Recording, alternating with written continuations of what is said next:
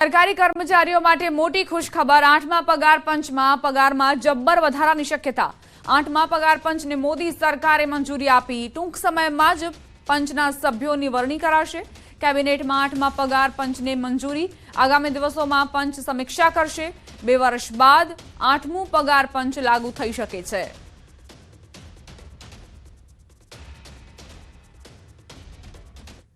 દ્વારકાના બેટ દ્વારકા અને ઓખા ખાતે મેગા ડિમોલેશનનો છઠ્ઠો દિવસ।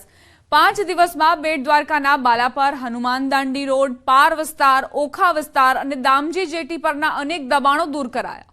5 દિવસના અંતે દાદાના બુલડોઝરે 26,332 ચોરસ મીટર સરકારી જમીન ખુલ્લી કરી। ખુલ્લી કરવામાં આવેલી જમીનની અંદાજિત કિંમત 54 કરોડ 45 લાખ રૂપિયા થાય છે।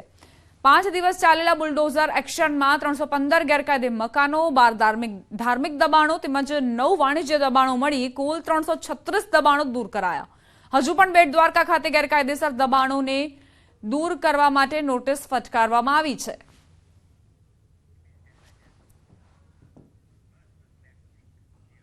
દ્વારકામાં ચાલી રહેલા ડિમોલેશન મુદ્દે હર્ષ સંઘવીની પોસ્ટ। હર્ષ સંઘવીએ સોશિયલ મીડિયા પર પોસ્ટ કરી સરકારે મોટા પાયે દબાણ દૂર કર્યા હોવાનું કહ્યું।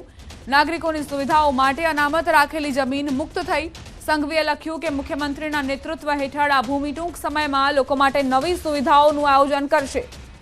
બધા માટે સારા ભવિષ્ય તરફ એક મહાન પગલું।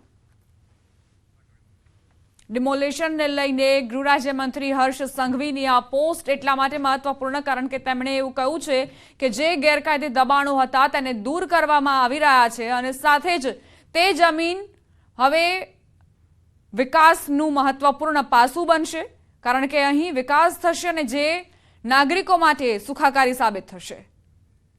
સારા ભવિષ્ય તરફ એક મહાન પગલું ગણાવી રહ્યા છે ગૃહ રાજ્યમંત્રી હર્ષ સંઘવી।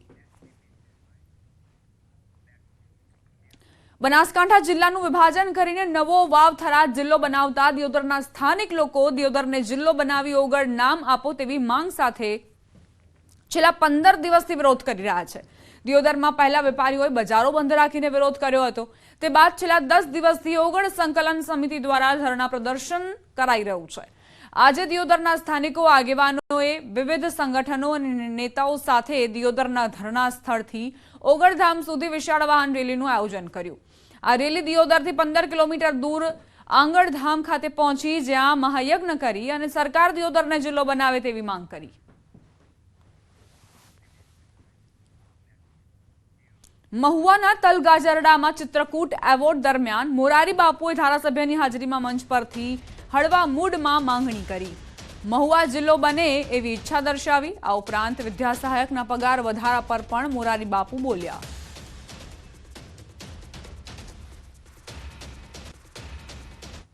એક વસ્તુ મારા પાસે હમણાં જ નિવૃત્તિનો કાર્યક્રમ એમાં કીધું વિદ્યા સહાયકોના પગારનું બાપુ કંઈક કરો। હજી નથી થયું, વધ્યું ને કંઈ વિદ્યા સહાયનું। પણ હવે વિદ્યામાં જેણે સહાય કરી એના પગાર નથી ભરતા, જેણે કાંઈ સહાય ન કરી એ પેન્શન સુધી પહોંચી ગયા છે। મહુવા તો આપણો જિલ્લો નથી એટલે હજી એમાં નહીં મેળ ખાય। ધારાસભ્ય શ્રી બેઠા છે, જ્યારે કદાચ મહુવાને આવો લાભ મળે એટલે મારા આનંદની વાત તો એ છે કે જેમ જેમ જિલ્લા વધે એમ મને વંદના કરવાનો વધારે મોકો મળે છે। મહીસાગરના લુણાવાડામાં વહેલી સવારથી ખાતર ખરીદવા ખેડૂતોની લાંબી લાઈનો જોવા મળી। લુણાવાડા શહેરા દરવાજા પાસે આવેલ ખાતર વિતરણ ડેપો પર લાઈનો લાગી। પ્રધાનમંત્રી કિસાન સમૃદ્ધિ કેન્દ્ર પર ખાતર લેવા વહેલી સવારથી જ ખેડૂતોની ભીડ ઉમટી। કડકડતી ઠંડીમાં પણ ખાતર લેવા માટે ખેડૂતોની પડાપડી નજરે પડી। 2-3 દિવસથી રજા હોવાના કારણે ખેડૂતોને ખાતર નહોતું મળ્યું, જેને લઈને સવારથી જ લાઈનો લગાવીને ખેડૂતો ઉભા રહી ગયા। ખાતરની સાથે સાથે નેનો યુરિયાના પાઉચ બનાવી વિતરણ કરાતા ખેડૂતોમાં વિરોધ જોવા મળ્યો। 266 રૂપિયાની ખાતરની બેગ તેની સાથે નેનો યુરિયાના પાઉચ 30 રૂપિયામાં વેચી 300 રૂપિયા લેતા ખેડૂતોએ વિરોધ નોંધાવ્યો। નેનો યુરિયાના પાઉચનું શું કરવાનું તેમ કહીને ખેડૂતો વિફર્યા। મહીસાગરના લુણાવાડામાં તંત્રની લાલિયાવાડી આવાસ મંજૂર કર્યા બાદ દબાણની નોટિસ આપી। દબાણ દૂર કરવા પોલીસ સાથે તંત્ર પહોંચ્યું। જેસીબી દ્વારા ઝૂંપડા તોડી પાડવામાં આવ્યા. લુણાવાડાના કોટેજ પાછળ આવાસ મંજૂર કર્યા પછી દબાણની નોટિસ આપવામાં આવી. ગરીબ પરિવારે આવાસ બનાવી દીધું અને સરકારે તકતી પણ મારી. ત્યારબાદ તંત્રને ખબર પડી કે આ સરકારી જગ્યા છે. પ્રાંત અધિકારી સહિત લુણાવાડા નગરપાલિકાની ટીમ દ્વારા ઝૂંપડા તોડી મંજૂર કરેલા આવાસને નોટિસ આપવામાં આવી. જેસીબી તેમજ સમગ્ર ટીમ દ્વારા ઝૂંપડા તોડી પાડવામાં આવ્યા. તંત્ર આવાસ મંજૂર કરેલ જગ્યા ઉપર દબાણ દૂર કરવા પોલીસ સાથે રાખી પહોંચ્યું. પરિવાર પાસે પાલિકાનો વેરો, આકારણી પત્રક તેમજ અન્ય ડોક્યુમેન્ટ હોવા છતાં સરકારી જમીન હોવાનું તંત્ર દ્વારા કહેવામાં આવતા પરિવારના માથે આભ ફાટ્યા જેવી સ્થિતિનું નિર્માણ થયું.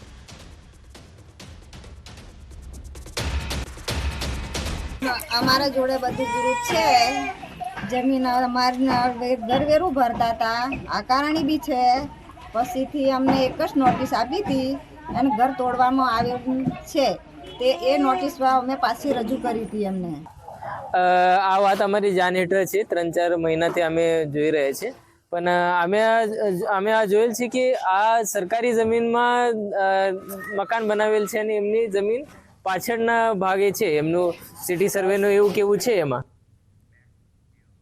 ખરાબ રસ્તો અને પાણી ભરાવી સમસ્યાને લઈને જૂનાગઢના લોકો ત્રાહિમામ પોકારી ઉઠ્યા છે. કૃષ્ણા પાર્ક સોસાયટીના રસ્તામાં પાણી ભરાતા લોકોને ભારે હાલાકી પડી રહી છે. લોકો કહી રહ્યા છે કે ભૂગર્ભ ગટર તેમજ પીવાના પાણીની લાઇનનું કામ પૂર્ણ થયું હોવા છતાં પણ પાણી ભરાઈ રહ્યા છે.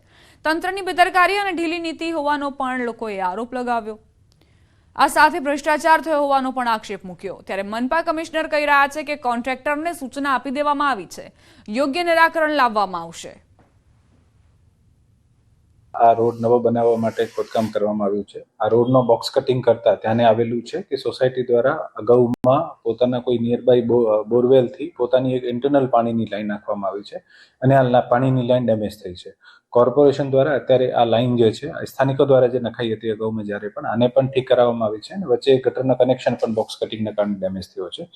આ બંનેને રિપેરિંગની કામગીરી જે છે આ મહદઅંશે પૂરી થઈ ગઈ છે. અમારો મેઇન રોડ છે, આની ઉપર આશરે 5 થી 6,000 10,000 માણસ આશરે કદાચ અહીંથી રોજ હાલે છે. તો હાલમાં 15 દિવસ પહેલા આ કોન્ટ્રાક્ટરે કામ ચાલુ કરેલું છે અને આ રીતે ગટર, પાણીની પાઇપલાઇન બધું તોડીને પાછું જે એમને રિપેરિંગ કરવાનું હોય એ પણ કઈ કરેલું નથી. પાણીની મોજ પાણીની જેમ ભરાયેલો રહી છે અને કોઈ સામું જોતું નથી અને નળની પાઇપો તૂટી જાય છે તોય પણ કોઈ સામું જોતું નથી અને પાણી વિનાના હેરાન થાય છે અને બધાય ફરિયાદ કરે છે પણ કોઈ સાંભળતું નથી. ખેડાના ડાકોર મંદિરમાં વર્ષો જૂની પરંપરા તૂટી. મકર સંક્રાંતિએ ગાયનું દાન કરવાની પરંપરા તૂટી. ડાકોર મંદિરમાં વર્ષોથી ચાલતી આવતી પરંપરામાં 5 ગાયોનું દાન કરવામાં આવતું હતું. જરૂરિયાતમંદ 5 પશુપાલક પરિવારને મંદિર તરફથી કરવામાં આવતું હતું વાછરડા સાથે 5 ગાયોનું દાન. વર્ષો જૂની પરંપરા ડાકોર ટેમ્પલ કમિટીના મનસ્વી નિર્ણયને લઈને તૂટી છે. આ વખતે મકર સંક્રાંતિના દિવસે ડાકોર ટેમ્પલ કમિટી દ્વારા ગાયોનું દાન નથી કરવામાં આવ્યું. સમાચાર મુંબઈથી સૈફ પર હુમલાને લઈને મોટા સમાચાર. શંકાસ્પદ હુમલાખોર સીસીટીવીમાં કેદ થયો છે. શંકાસ્પદ આરોપીની તસવીર સામે આવી. પોલીસને 10 ટીમો તપાસમાં જોડાઈ છે. પોલીસે અજાણ્યા શખ્સ સામે ગુનો દાખલ કર્યો છે. સૈફનું ઓપરેશન કરાયું, હાલ તબિયત સ્થિર હોવાની જાણકારી.